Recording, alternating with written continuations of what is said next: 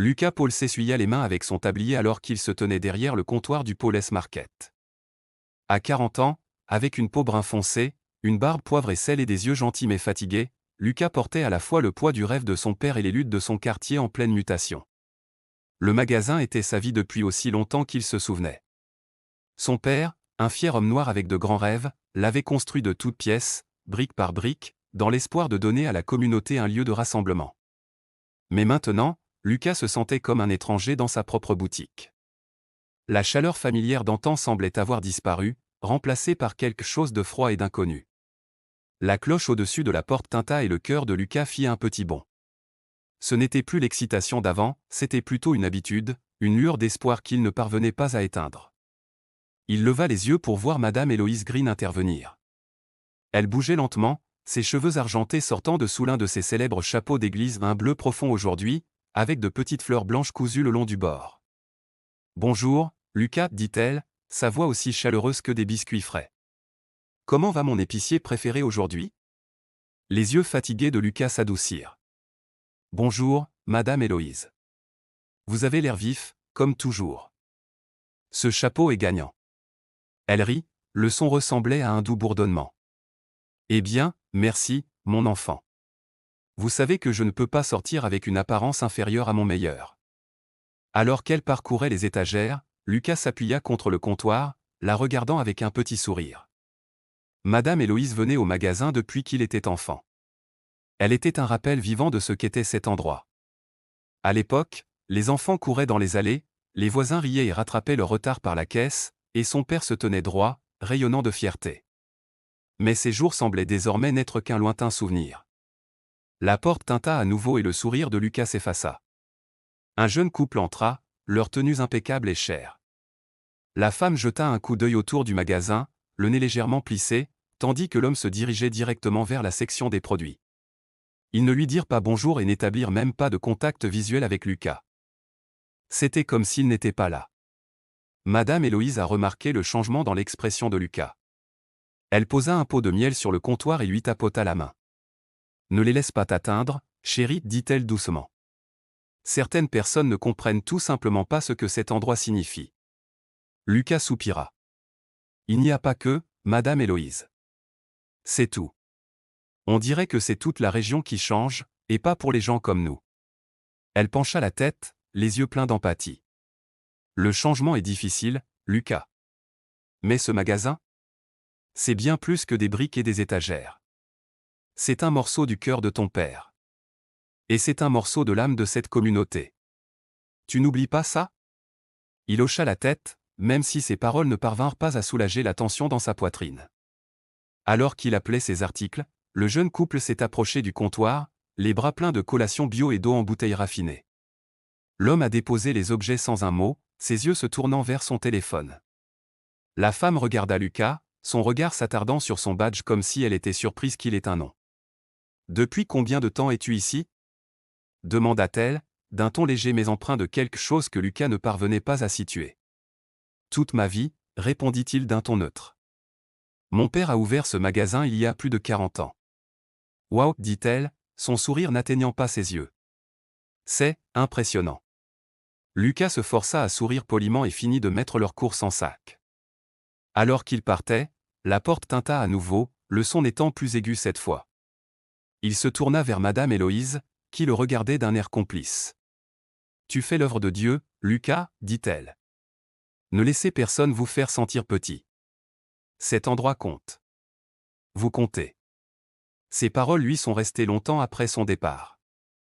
Alors que le soleil descendait plus bas dans le ciel, projetant une lumière dorée à travers la vitrine du magasin, Lucas se tenait seul derrière le comptoir. Il regarda autour de lui les étagères que son père avait construites, les planchers en bois usés qui avaient vu des décennies de pas, les souvenirs cachés dans chaque coin. Peut-être que les choses étaient en train de changer, mais Lucas n'était pas prêt à abandonner. Pas encore. Ce magasin était bien plus qu'une simple entreprise. C'était un symbole de résilience, un rappel d'où il venait. Et tant qu'il resterait derrière ce comptoir, le marché de Paul garderait ses portes ouvertes pour Madame Héloïse, pour la communauté et pour le rêve que son père avait commencé il y a toutes ces années. La cloche au-dessus de la porte tinta, rompant le silence de la soirée. Lucas leva les yeux de la caisse et vit un garçon nerveux, âgé d'accent grave peine 12 ans, se faufiler par la porte. Le garçon portait un sweat à capuche de taille trop grand, son tissu délavé avalant sa petite silhouette. Sa peau brun cacao brillait légèrement sous les lumières fluorescentes et ses grands yeux nerveux parcouraient le magasin comme un lapin acculé. Lucas plissa légèrement les yeux mais ne dit rien. Au lieu de cela, il fit semblant de s'occuper du comptoir, observant le garçon du coin de l'œil. Le gamin planait près du rayon des produits laitiers, jetant un coup d'œil par-dessus son épaule toutes les quelques secondes. Puis, aussi vite qu'un éclair, il attrapa un carton de lait et le fourra dans son sweat à capuche. Lucas soupira et contourna le comptoir. « Eh, gamin » appela-t-il d'une voix ferme mais ferme. Le garçon se figea à mi-chemin, ses fines épaules se tendant. Lentement, il se tourna vers Lucas, ses mains tremblant à ses côtés. « Tu comptes payer pour ça » demanda Lucas en désignant le renflement du sweat à capuche du garçon. Les larmes montèrent aux yeux du garçon et sa lèvre inférieure trembla. « Je suis désolé » balbutia-t-il. « S'il vous plaît, n'appelez pas les flics. Je viens de... » Lucas leva la main pour l'arrêter. « Détends-toi, gamin.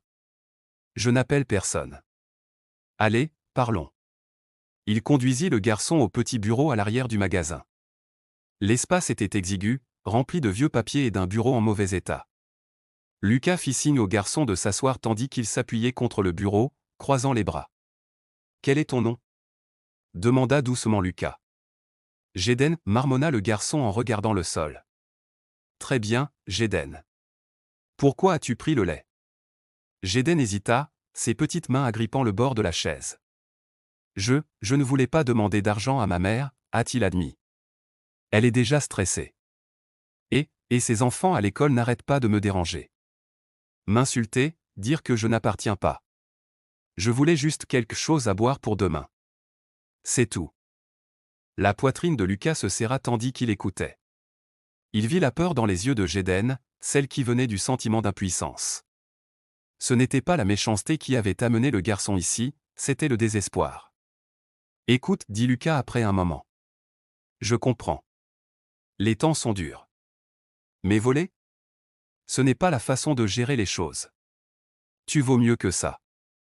Jeden hocha la tête, s'essuyant les yeux avec la manche de son sweat à capuche. Je suis désolé, murmura-t-il. Lucas s'accroupit pour être au niveau des yeux du garçon. Je vais vous dire quoi. Prends le lait. Sans frais. Mais la prochaine fois, tu viens me voir, d'accord ? Nous trouverons quelque chose ensemble. Jeden leva les yeux écarquillés de surprise. Tu le penses ? Je le pense vraiment, dit Lucas avec un petit sourire. Mais tu dois me promettre que tu éviteras les ennuis. Je te le promets, dit rapidement Jeden, sa voix ferme pour la première fois. Alors que le garçon quittait le magasin, serrant fermement le carton de lait, Lucas le regarda partir avec un mélange de tristesse et d'espoir. Il ne pouvait pas changer le monde du jour au lendemain, mais peut-être, juste peut-être, pourrait-il faire une différence, un enfant, un carton de lait à la fois. Le lendemain matin, la cloche sonna à nouveau, mais cette fois ce n'était pas un client. Une femme entra dans le magasin, ses pas rapides et déterminés. Lucas leva les yeux et remarqua immédiatement ses yeux fatigués. Elle avait une trentaine d'années, avec une peau lisse et foncée et des tresses tirées en un chignon soigné. Ses blouses suggéraient qu'elle sortait d'un long quart de travail. « Êtes-vous Lucas » demanda-t-elle d'une voix ferme mais polie. Lucas hocha la tête. « C'est moi. Que puis-je faire pour vous » Je m'appelle Annika Walker, dit-elle en jetant un coup d'œil autour du magasin. Je suis venu m'excuser pour mon fils, Jeden. Il m'a raconté ce qui s'est passé hier. Je suis vraiment désolé qu'il ait essayé de prendre ce lait. Le visage de Lucas s'adoucit. Pas besoin de s'excuser. C'est un bon garçon. Nous faisons tous des erreurs. Les épaules d'Annika se détendirent un peu, mais ses yeux restèrent méfiants. Ce n'est pas un mauvais garçon, dit-elle rapidement. Nous venons d'emménager ici, et ça a été difficile. Nouvelle école, nouveau quartier. Tout est différent. Il a lutté. Lucas hocha la tête, s'appuyant sur le comptoir. Il m'en a un peu parlé. Il a dit qu'il avait eu des moments difficiles à l'école. Les enfants peuvent être cruels. Les lèvres d'Annika se pressèrent l'une contre l'autre et pendant un instant, elle eut l'impression qu'elle allait pleurer. Je pensais que déménager ici serait mieux, dit-elle doucement. De meilleures écoles, de meilleures opportunités. Mais je travaille en double pour nous maintenir à flot. Et Jaden, il est si intelligent, mais il est. Elle s'interrompit en secouant la tête. Il essaie, dit doucement Lucas. Et toi aussi. C'est ce qui compte. Annika croisa son regard et, pour la première fois, son expression s'adoucit.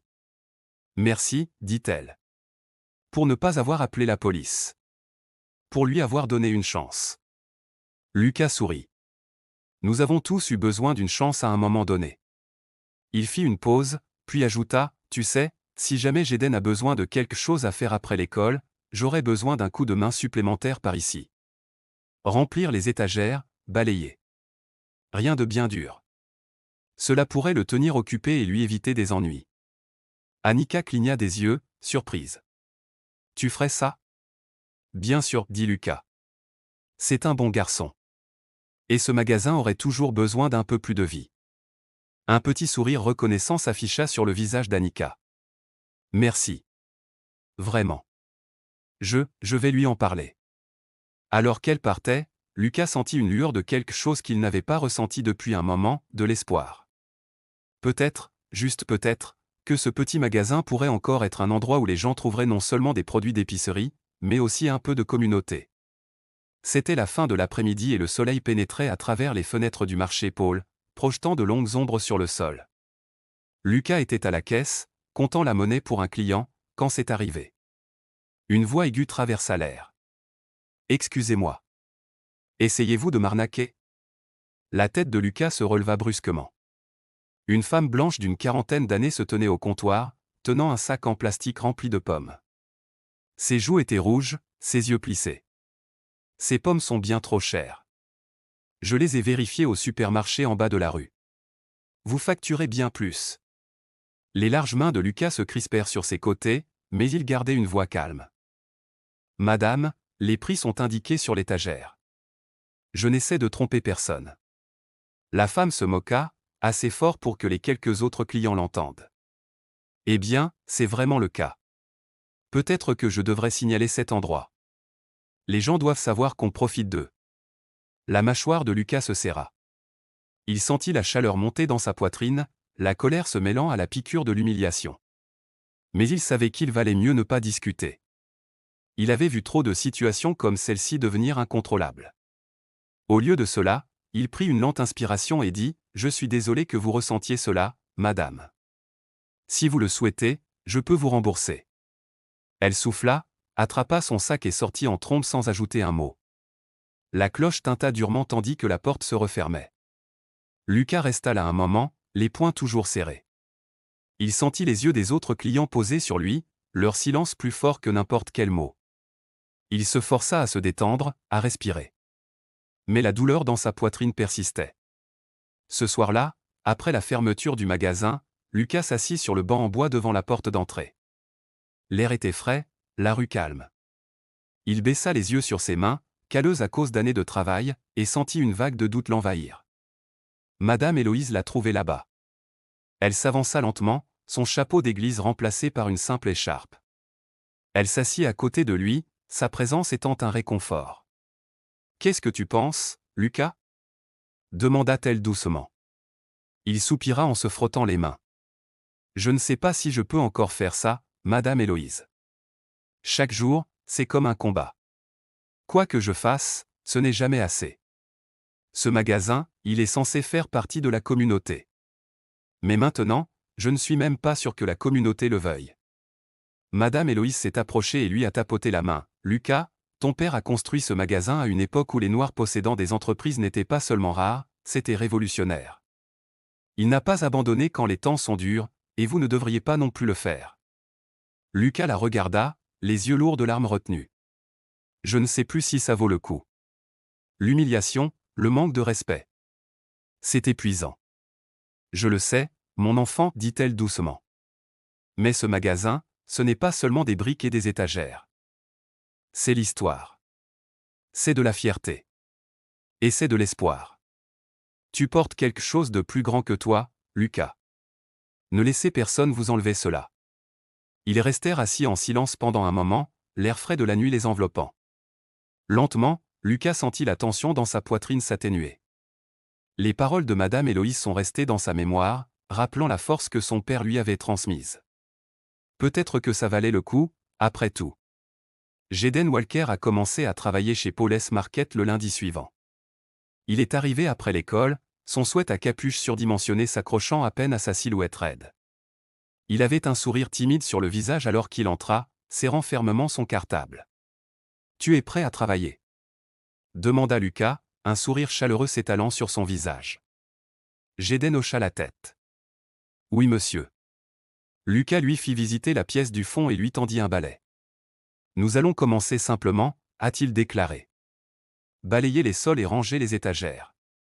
Rien d'extraordinaire. » Jaden se mit rapidement au travail, ses petites mains agrippant le manche du balai avec détermination. Alors qu'il se déplaçait dans les allées, Lucas le surveillait depuis le comptoir. Le garçon travaillait dur, s'arrêtant à peine pour faire une pause. Lorsqu'il prit un moment, Lucas remarqua quelque chose d'intéressant, Jaden sortait un morceau de papier et commençait à dessiner. Curieux, Lucas s'est approché. « Qu'est-ce que tu dessines là, Jaden ?» Jaden leva les yeux, surpris. Il hésita avant de remettre le papier. C'était l'esquisse d'un super-héros, tout musclé et une cape flottant derrière lui. Les lignes étaient un peu fragiles, mais les détails étaient impressionnants. « C'est bien, » dit Lucas en étudiant le dessin. « Tu as du talent, gamin. » Quel est son prénom ? Jaden haussa les épaules. « Je ne sais pas. J'aime juste dessiner des super-héros. » Lucas haussa un sourcil. « Je remarque que tous vos héros sont blancs. Pourquoi ça ? » Les yeux de Jaden s'écarquillèrent et il chercha une réponse. « Je suppose, c'est à ça que ressemblent les héros. » Lucas s'accroupit pour qu'il soit au niveau des yeux. « As-tu déjà pensé à dessiner un héros qui te ressemble ? » demanda-t-il doucement. « Un héros avec une peau comme la vôtre ? Quelqu'un que des enfants comme toi peuvent admirer ?» Jaden cligna des yeux, comme si cette pensée ne lui avait jamais traversé l'esprit. « Je suppose que je n'y ai jamais pensé comme ça. » Eh bien, réfléchis dit Lucas avec un sourire. Vous avez le talent. Le monde pourrait avoir besoin de plus de héros comme celui-là. Au cours des semaines suivantes, Jaden s'est senti plus à l'aise dans le magasin. Il a balayé les planchers, rempli les étagères et a même appris à utiliser la caisse. Mais pendant ses pauses, il trouvait toujours un coin tranquille pour dessiner. Et petit à petit, ses super-héros ont commencé à changer. Les capes sont restées, mais les visages ont commencé à ressembler davantage aux siens.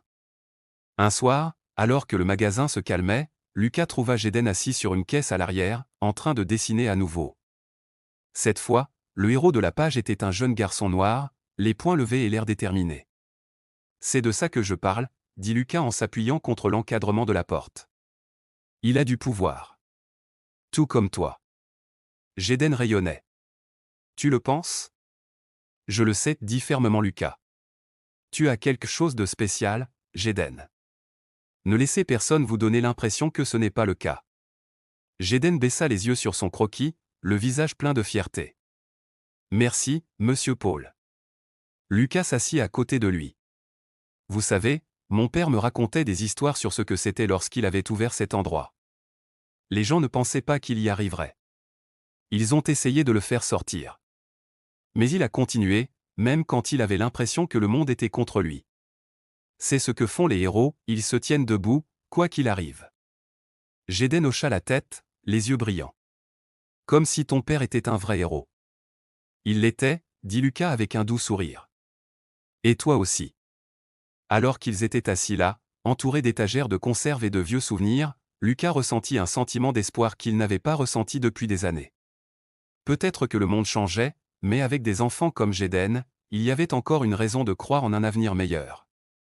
La journée d'école de Jaden avait commencé comme les autres.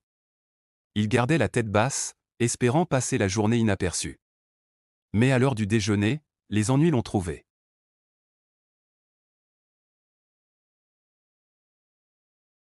Un groupe de garçons le coinça près des casiers, leur sourire narquois large et cruel. « Et, Jaden, » ricana l'un d'eux. « Qu'est-ce qui se passe avec tes cheveux ? On dirait que tu ne l'as pas lavé depuis des semaines. » Un autre garçon a ri. « Ouais, Tout est sauvage et sale. Tu essaies de faire pousser un nid d'oiseau ou quelque chose comme ça. Le visage de Jaden était brûlant. Il avait envie de reculer, de disparaître. Mais la voix de Lucas résonnait dans sa tête, « Tenez-vous droit, Jaden. Ne laissez personne vous faire sentir petit. » Il redressa le dos et les regarda dans les yeux. « Il n'y a rien de mal avec mes cheveux, » dit-il d'une voix tremblante mais ferme.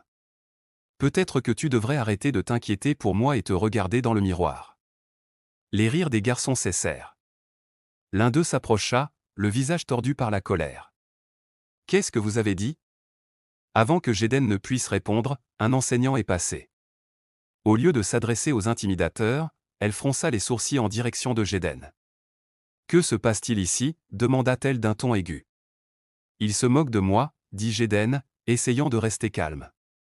La professeure soupira en secouant la tête. « Jaden, je t'ai déjà dit de ne pas causer de problème.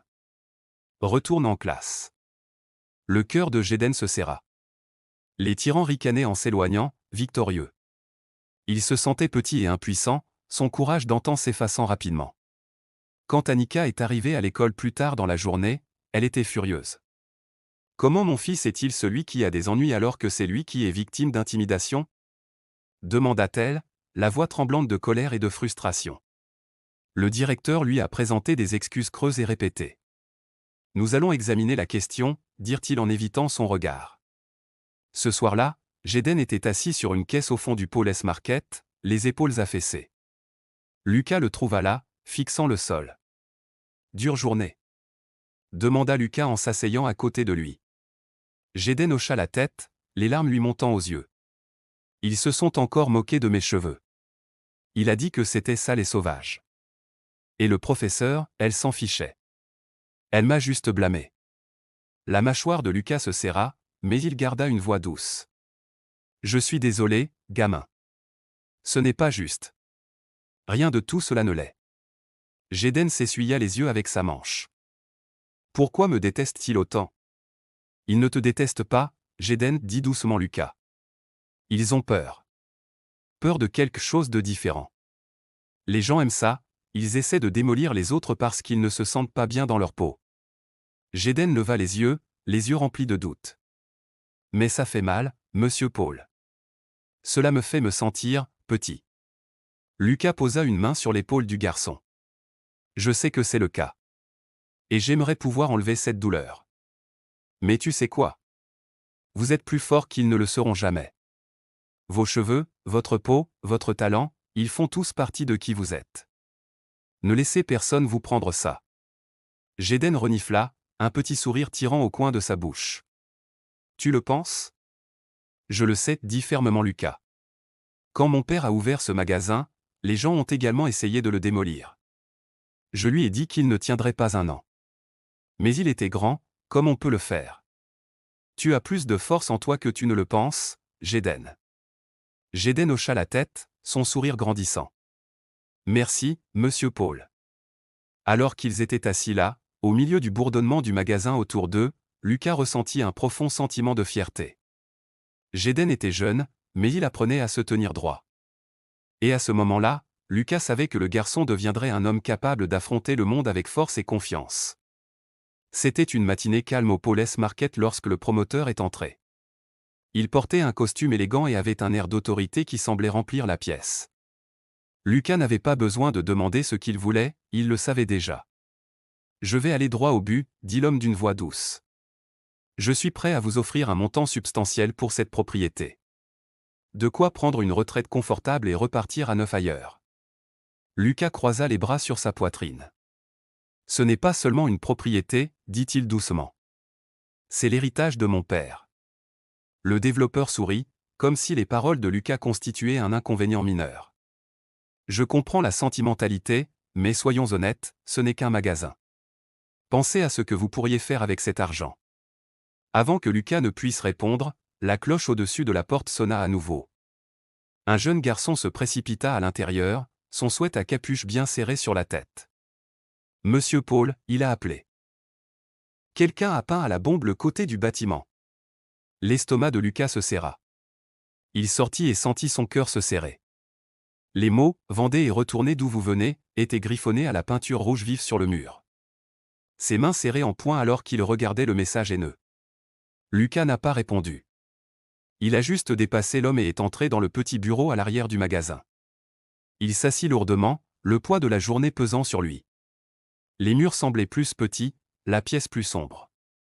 Il mit sa tête dans ses mains et poussa un long soupir fatigué. Un léger coup à la porte rompit le silence. C'était Madame Héloïse. Elle entra, les yeux pleins d'inquiétude. « Ça va, Lucas » demanda-t-elle doucement. « Ils veulent que je vende » dit Lucas, sa voix à peine au-dessus d'un murmure. « Et après ce qui s'est passé aujourd'hui, je ne sais pas si je peux continuer à faire ça. » Madame Héloïse a pris une chaise et s'est assise en face de lui. « Je sais que c'est difficile, Lucas. Mais ne les laissez pas gagner. Ce magasin est plus qu'un simple bâtiment, c'est un symbole de ce que votre père a construit, de ce que vous avez perpétué. » Leur conversation fut interrompue par des bruits de pas. Jeden se tenait sur le pas de la porte, le visage sérieux. « Vous ne pensez pas vraiment à vendre, n'est-ce pas » demanda-t-il d'une voix petite mais ferme. Lucas le regarda, surpris. « Jeden, je ne sais pas. Cela fait beaucoup. Il est peut-être temps de lâcher prise. » Les yeux de Jeden se remplirent de larmes, mais il ne recula pas. « Tu m'as dit de ne pas laisser les gens me rétrécir. Tu as dit que je devais me tenir droit. Comment peux-tu me dire ça et ensuite abandonner ?» Les mots frappèrent Lucas comme un coup de poing dans la poitrine. Il regarda Jeden, le courage du garçon transparaissant à travers sa peur. C'était comme regarder une version plus jeune de lui-même. « Tu as raison, dit finalement Lucas, sa voix ferme. Je ne peux pas abandonner. Ni sur ce magasin, ni sur cette communauté, ni sur vous. » Jeden sourit, le genre de sourire qui pourrait illuminer une pièce. « Bien. Parce que nous avons besoin de vous, Monsieur Paul. Nous le faisons tous. » Alors que Jeden quittait la pièce, Madame Héloïse tendit la main et tapota la main de Lucas. « Parfois, il faut un enfant pour nous rappeler ce pourquoi nous nous battons, dit-elle doucement. Lucas hocha la tête, une étincelle de détermination s'allumant dans sa poitrine. Le magasin n'était pas seulement un endroit pour vendre des produits d'épicerie. C'était une maison, un havre, un héritage. Et il n'allait pas laisser quiconque lui enlever ça. Le lendemain, Annika entra dans le magasin avec Jeden juste derrière. Lucas remarqua l'étincelle dans ses yeux alors qu'elle s'approchait du comptoir. « Lucas, dit-elle d'une voix ferme mais chaleureuse. J'ai réfléchi. Ce magasin compte tellement pour tout le monde ici. Et si nous faisions quelque chose pour le rappeler aux gens? Pour rassembler la communauté. » Lucas haussa un sourcil. « Que veux-tu dire ?»« Un événement communautaire, » a déclaré Annika. « De quoi célébrer l'histoire du magasin. Pour montrer aux gens pourquoi c'est important. » Lucas hésita, le poids de ses doutes pesant sur lui. « Je ne sais pas, Annika. Et si personne ne se présente? Et si c'était juste, moi, debout là, ayant l'air idiot ?» Annika secoua la tête. « Les gens s'en soucient plus que tu ne le penses, Lucas. Ils ont juste besoin d'une raison pour se réunir. Et ce magasin? C'est pour cette raison. » Intervint Jeden, la voix excitée. « Je peux vous aider, Monsieur Paul. Je pourrais faire des dépliants. J'ai pratiqué mon dessin. » Lucas sourit devant l'enthousiasme du garçon, mais l'inquiétude persistait. « Très bien, dit-il finalement. Essayons. » Au cours des jours suivants, le magasin bourdonnait d'activités. Jeden a travaillé sans relâche sur les dépliants, esquissant une image de Lucas en super-héros tenant le magasin d'une main. Lorsqu'il montra le dessin terminé à Lucas, la gorge de l'homme plus âgé se serra. Le super-héros portait un tablier et avait de larges épaules comme celles de Lucas, le visage déterminé et fier. « C'est incroyable, Jeden, dit Lucas, la voix pleine d'émotion. Tu me vois vraiment comme ça? » Jeden hocha la tête, le visage sérieux. « Vous êtes un héros, Monsieur Paul. Vous ne laissez rien vous abattre. » Lucas ravala ses larmes et posa une main sur l'épaule de Jeden. « Merci, gamin. Cela signifie plus pour moi que vous ne le pensez. » Les tracts ont été diffusés, se propageant à travers la localité comme une traînée de poudre. Annika a aidé à rassembler des bénévoles pour installer les tables et les décorations, tandis que Madame Héloïse a téléphoné aux clients de longue date pour les inciter à venir.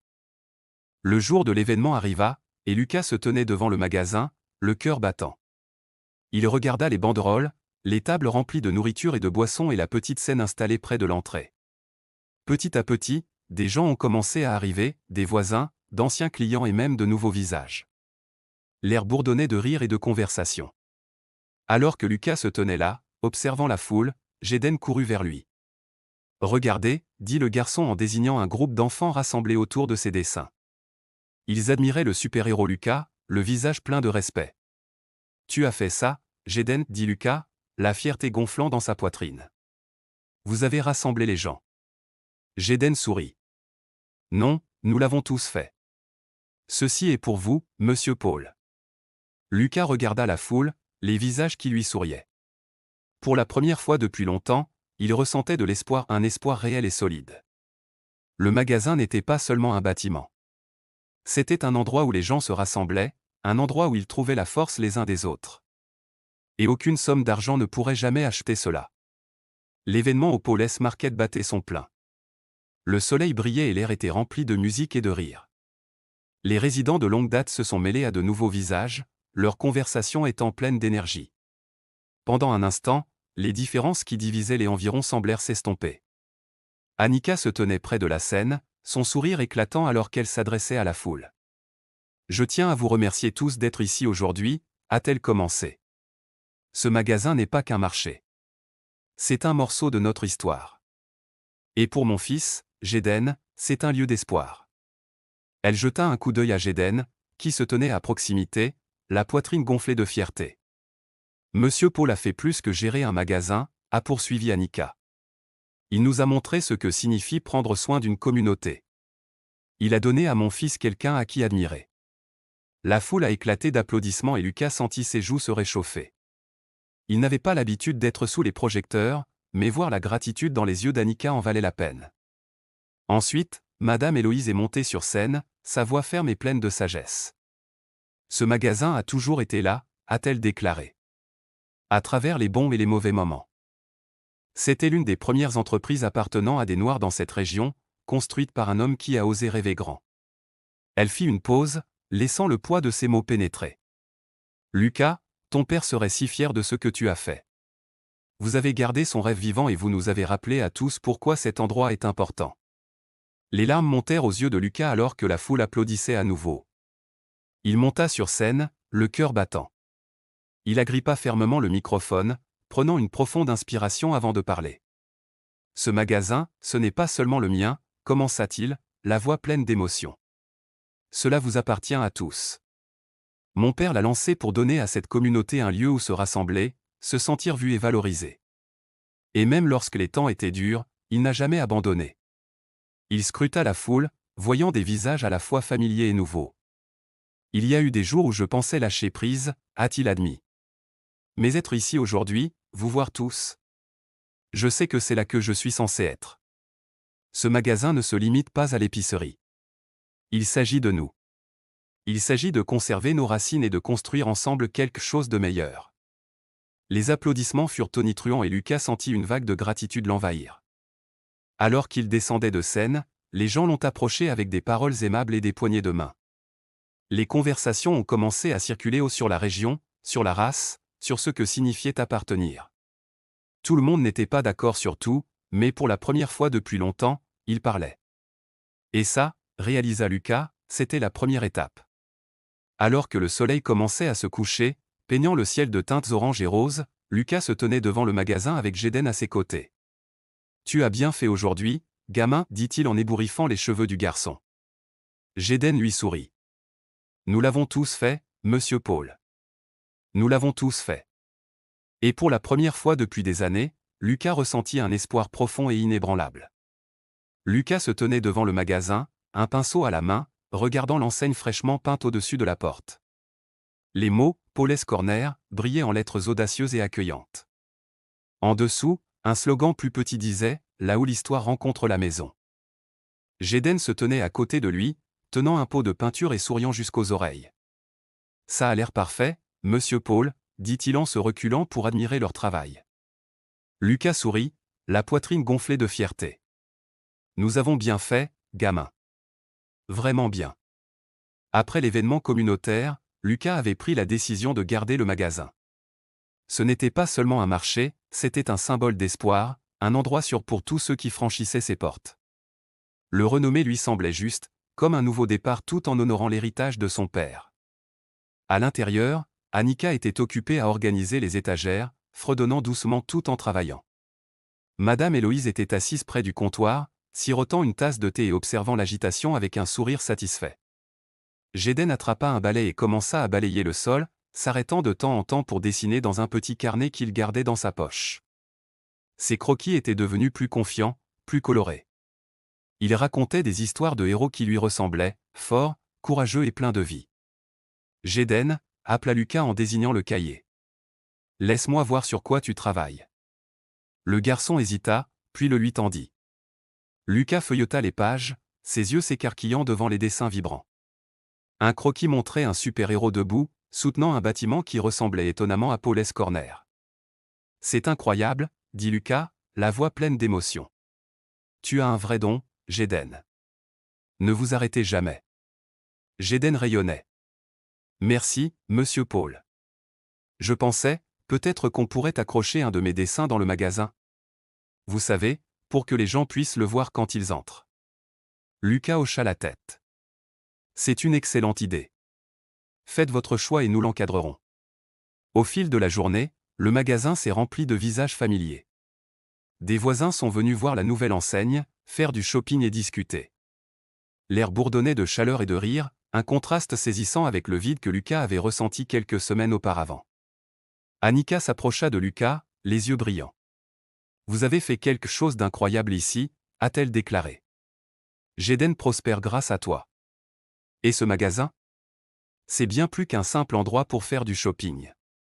C'est une maison pour nous tous. » Lucas sentit une boule se former dans sa gorge. « Je n'aurais pas pu le faire sans vous tous, » a-t-il déclaré. « Cet endroit est autant le vôtre que le mien. » À la tombée de la nuit, Lucas se tenait devant le magasin, appuyé contre le chambranle de la porte. Le soleil descendait bas dans le ciel, projetant une lueur dorée sur la localité. À côté de lui se tenaient Géden, Annika et Madame Héloïse, leurs visages illuminés de fierté et de contentement. « Nous l'avons fait, » dit doucement Lucas, principalement pour lui-même.